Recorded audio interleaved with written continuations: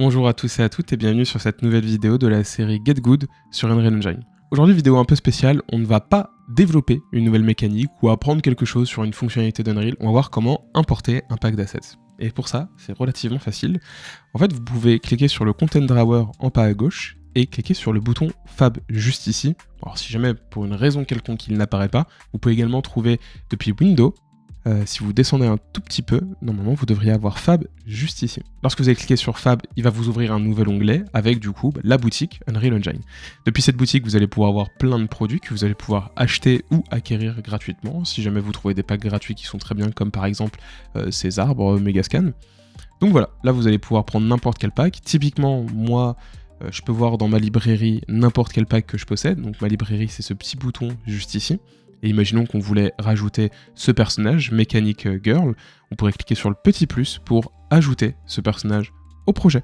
Et donc là on peut voir qu'il est en train de télécharger, on va attendre la fin du téléchargement, et une fois le téléchargement terminé, on voit que Fab nous ouvre par défaut le Content Browser directement dans le dossier que nous venons de télécharger, et donc on peut voir que je suis bien dans All Content, je vois tous mes dossiers du projet, et je vois qu'il y a bien IDA Faber, je sais pas trop pourquoi ce nom, mais du coup je peux voir que par exemple dedans j'ai le mesh girl et je vois que j'ai bien le personnage qu'on a téléchargé, donc je peux voir avec ses vêtements à quoi il ressemble, et voilà, une fois le personnage chargé, ce qu'on peut voir, donc j'ai bien réussi à l'importer, et donc là on peut très bien venir le poser en jeu, et on pourrait très bien faire en sorte de développer notre personnage avec, ou que ce soit un PNG qu'on utiliserait. Avant de vous quitter, j'aimerais vous montrer une fonctionnalité de Fab.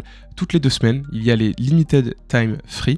En fait, du coup, vous avez 3 packs d'assets payants, normalement, qui sont gratuits, que vous pouvez du coup acquérir gratuitement, les ajouter à votre librairie. Et une fois qu'ils sont ajoutés, vous pouvez les conserver toute votre vie. Donc vous pouvez les utiliser gratuitement sur tous les prochains projets que vous allez faire. Il faudra prendre la licence qui vous convient et après vous pourrez les utiliser sans problème et sortir des jeux et être rémunéré avec, il n'y a aucun souci. Voilà, donc c'est toutes les 2 semaines, n'oubliez pas de les prendre, c'est vraiment des assets plutôt cool la plupart du temps.